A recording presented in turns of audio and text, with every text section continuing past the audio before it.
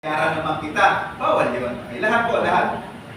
And that your manservant and maidservant may rest as will with you. Tignan niyo po yung sunod. And you shall remember, kapag tayo po nagsasaba, tayo po napapaalahanan, you were a servant in the land of Egypt, and Yahweh your Elohim brought you out from there by mighty hand and by an outstretched arm. Therefore Yahweh our Elohim commanded you to keep the Sabbath day. So yung mga Israelites, they were keeping the Sabbath, they were being reminded na sila ay mga alipin, ngayon sila ay malaya na.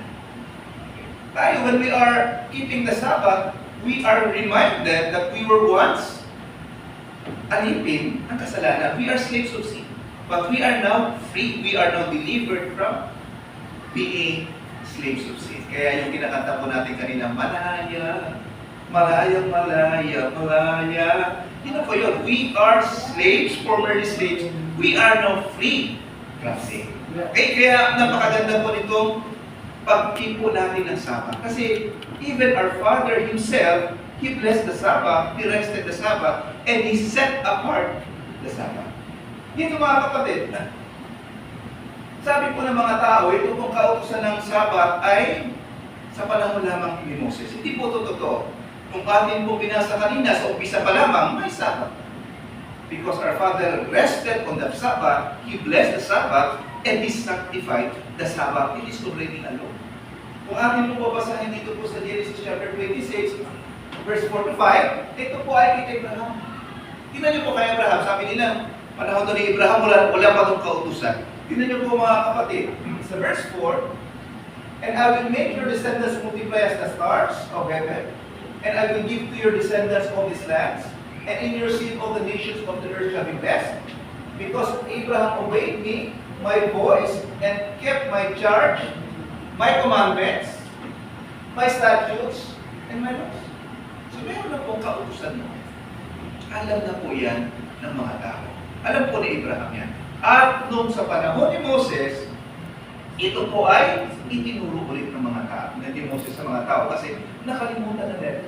Kasi hundreds of years na ang nakaraan, simula nung panahon na ito po ay tinuro kay Abraham. Alam na po ni Abraham. Halimbawa na lamang, kung atin pong titignan doon sa Genesis chapter 6, di ba sa panahon ni Noah, ano pong sabi, ano instruction kay Noah? Ilang pairs ng clean and unclean animals yung papasok doon po sa arka. Ilang pairs yun? Kapag-clean, 7 of clean. At ilan yung unclean? 2 pairs. Diba? 2 pairs. Question. Alam ni Noah kung ano yung clean at unclean? Sinabi na po ang talero. Ibig sabihin, alam na nila noon.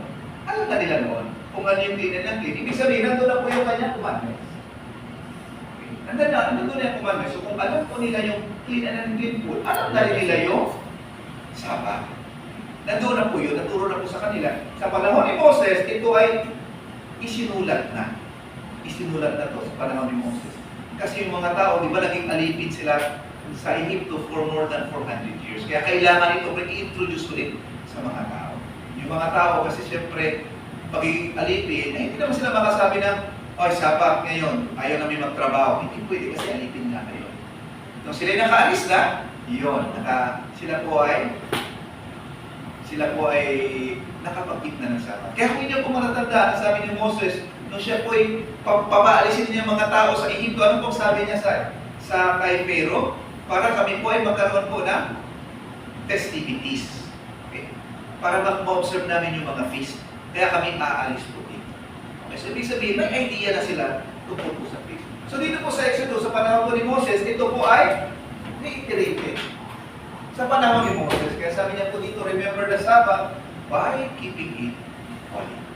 So atin pong simulan doon sa creation. Ngayon, napunta po tayo sa panahon po ni Moses. Next naman, yan po ang 10 Commandments. Kung inyo pong titignan, ito pong 10 Commandments na to ay wala pong nagbago dyan. Umpisahan po natin, I am Yahweh your Elohim, you shall not have no other Elohim before me. Pangalawa, you shall not have unto the graven image. Bawal. You shall not take the name of Yahweh in vain. Bawal. You shall remember the Sabbath day to keep it holy. Nandito pa rin yan. Next, honor thy father and mother. Nagbago ba? Wala. You shall not murder. Nagbago ba? Wala. You shall not commit adultery. Nagbago ba? Wala. Bawal pa ba magnakaw? Of course. Pagsisinungaling, pag-aakusa ng mga mali, hindi tama, bawal pa rin yan. And you should not do that. Yung mga hindi po, yung mga hindi po sa atin. So these are all in place, sabi nila, except the Sabbath. Okay? 10 commandments yan, minus 1, 9 commandments na lang. Tapos, ito pala siya na take the name of Yahweh, may pinalitan, 8 na lang. Kaya nabawasan ko nito. So, atin pong titignan, mula sa creation, sa panahon ni Moses, at sa panahon ni Yeshua sa New Testament, baka sabihin ng mga tao, ito yung puro lang kay Old Testament eh. Sa New Testament, yan ay winala na, yan ay ipinako na sa krus. Tandaan po natin, si Yeshua, sabi po ng Luke chapter 4, verse 14 and verse 16, ito po yung kakagaling po niya sa wilderness where Yeshua was tempted by Satan. Nung pagbalik niya, anong ginawa niya pagbalik niya sa Nazaret? Saan isinilang si Yeshua? Bethlehem. Hindi siya Nazaret, ha?